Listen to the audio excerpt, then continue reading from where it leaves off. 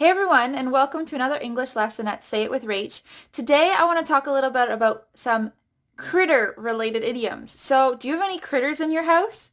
What is a critter? A critter is an informal word for creature. So any kind of animal, any kind of insect, we could call a critter. For example, right now I have critters in my room. I have little ants and they are everywhere. So I have an ant problem. I'm trying to get rid of ants. So I have critters.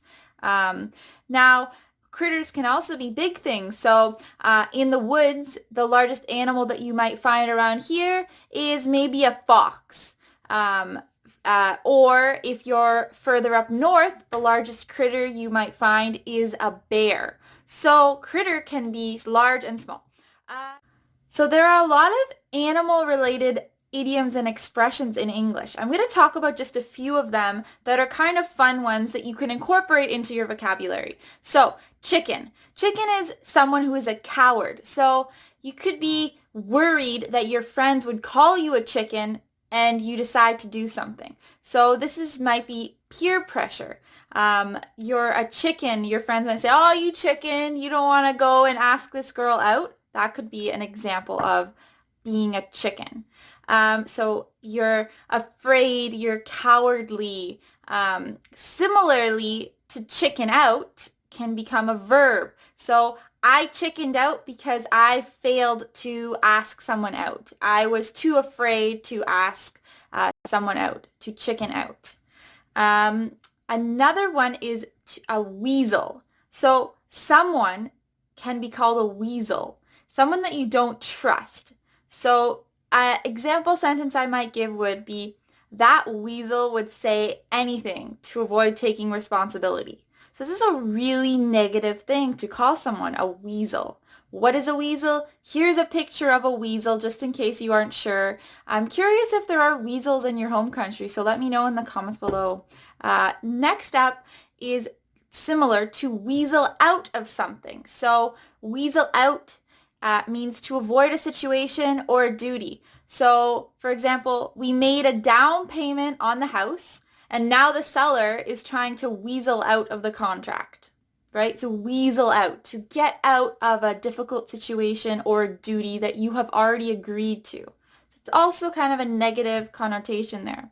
Another one I have is stubborn as a mule. So this is an expression for a very stubborn person, someone who just will not listen to anything anyone ever says or tries to tell them.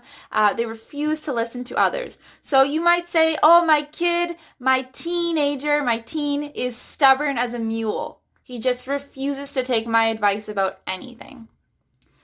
Next up is to be dog tired. So you've had a really long week. Finally, it's Friday, the end of the day, and you are dog tired. You are exhausted. All you want to do is just go home and sleep. I'm dog tired. Next up is an eager beaver. So an eager beaver is someone who's really excited about doing work. It could be any kind of work, but something that they're really passionate about. For example, I am an eager beaver about making YouTube videos. There's a perfect example of when we would use that expression. Another example you could say is, a lot of you probably have heard of Harry Potter. There's one of the main characters in Harry Potter, Hermione. She's very eager about doing homework and studying. So Hermione is an eager beaver because she works very hard, maybe too hard, but she's super into studying and learning new things. So eager beaver can be both a positive and a way of insulting someone. So you might say, "Oh, you're such an eager beaver." It's like, it could be a negative thing, but it could also be like, "Oh, wow, you're an eager beaver. Like, good job." So it could be both of those things. Next up is to have ants in your pants. So if you have ants in your pants, you are unable to sit still or to stay calm. So a lot of children often have ants in their pants. They're constantly moving around, constantly excited, and they are not able to stay in one place for very long. Next up is hold your horses. So if you're around someone who is very impatient and is just ready to go, maybe you and your husband are have this issue where you are just not ready to leave the house yet, and you still have a few things to get, and your husband is like, okay, let's go, let's go.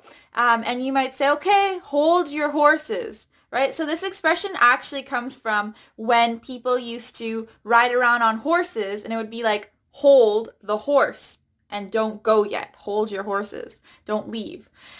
Wait for me. Next up, cat nap. This is pretty simple.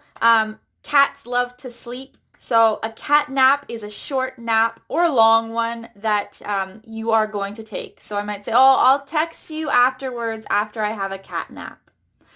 Next up, to be raining cats and dogs. You've probably heard of this one. It's really common. So basically, cats and dogs are raining. A really strange expression, just means that it's pouring rain. There's a lot of rain coming down. It's raining cats and dogs. The last one I have for you guys today is rat race.